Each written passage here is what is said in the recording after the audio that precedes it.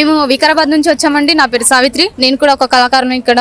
So ఇక్కడ రావడం ముఖ్య ఉద్దేశం ఏంటి అంటే చాలా సార్లు కళాకారులను గుర్తించకపోవడం, సన్మాన విధిగా ఇక్కడ అందరు రావడం, అందరితో ఒక కళాకారుని గుర్తించడం, ప్రతి ఒక్కటికి మనకు ఒక గోల్ ఉంటుంది. ఆ గోల్ని మనం ఎట్లా రీచ్ అవ్వాలి, ఎట్లా రీచ్ అవ్వకూడదు అనేది మనం ఇక్కడ తెలుసుకుంటున్నాం. చాలా పెద్ద పెద్ద వాళ్ళు వచ్చిరు, మంచిగా చెప్పారు, చాలా సక్సెస్ఫుల్గా ప్రోగ్రామ్ రన్ అయింది ఇవాళ. కాకపోతే మాలాంటి కళాకారులు ఇక్కడే కాకుండా ఎక్కడో ప్రపంచం మొత్తం వెలగాలి. ఈ కళాకారులు ఒక్కటే కాకుండా ప్రతి స్టేజ్కి, ప్రతి జిల్లాకి, ప్రతి ఒక గ్రామానికి మంచిగా గుర్తింపు రావాలి. అసలు కళాకారులు అనేది గుర్తించలేరమ్మా. అసలు గుర్తించకపోవడం ఒక ప్రాబ్లం అవుతుంది. అది గుర్తింపు రావాలి అనే విధంగా మేమందరం బృందంతో కలిసి ఇక్కడ ఈ స్టేజ్ మీద రావడం కానీ మాట్లాడడం కానీ జరుగుతుంది.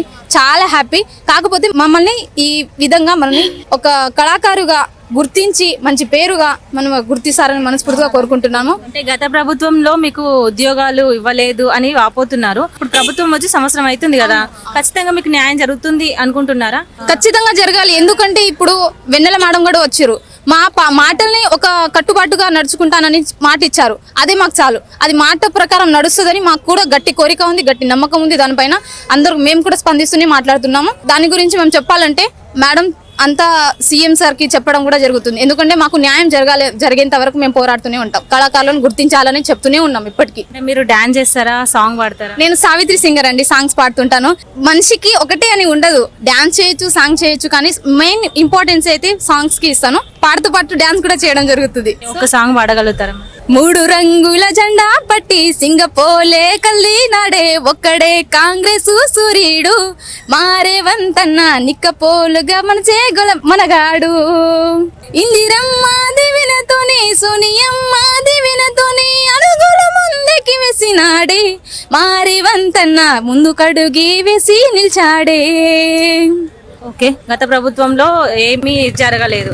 ఈ ప్రభుత్వంలోనైనా మీకు న్యాయం జరుగుతుంది అనుకుంటున్నారా? ఖచ్చితంగా జరగాలని అనుకుంటున్నాం మేడం. సో జరగాలనేసి ఇక్కడ ఇంత దూరం వచ్చాము. ఎక్కడెక్కడో ఉన్న గ్రామాలలో నుంచి దేవులాడుకుంటా ఒక్కొక్కరు ఒక బృందం చేసుకుని మరీ రావడం జరుగుతుంది. ఎన్ని జిల్లాల నుంచి వచ్చారు? మేము 33 జిల్లాల నుంచి వచ్చాం. అందరూ ఒక్కొక్క జిల్లా నుంచి వచ్చారు. అంటే ఇంతకు ముందు ఎవరిని మీరు కలవలేదా? మీరు ఏదైనా వినతి పత్రం కానీ ఏదైనా ఇవ్వలేరా? అన్ని ఇచ్చాం, వినతి పత్రం ఇచ్చాం, లెటర్ రాసి ఇచ్చాం, అన్ని ఇచ్చినాం. అన్ని ఇచ్చినప్పటికీ వాళ్ళు పట్టించుకోకపోవడం ఒకటైతుంది. సో పట్టించుకోవాలి అని, మాకు గుర్తింపు ఉండాలి అనేది మాకు ఇప్పుడు. కాంగ్రెస్ ప్రభుత్వంలో ఎన్నో హామీలు రేవంత్ రెడ్డి గారు చేపట్టారు. కొన్ని అమల్లోకి వచ్చాయి, కొన్ని రాలేవు. అవి కూడా వస్తాయి అన్న నమ్మకం ఉందా? ఫస్ట్ సీఎం సార్ చేసాలి. అది మొత్తం సీఎం సార్ దగ్గర ఉంటది. సో సార్ న్యాయంగా చేయాలంటే సార్ దగ్గరే ఉంటది. సార్ న్యాయంగా చేయాలని మేము కూడా అనుకుంటున్నాం. సార్ దగ్గరే ఉంది అవన్నీ చేయడం, చేయకపోవడం. ఫ్రీ బస్ ఎక్కొచ్చారా ఇప్పుడు మీరు? Free bus ఎక్కొచ్చాం. ఫుల్ హ్యాపీగా ఉన్నారా? హ్యాపీనా.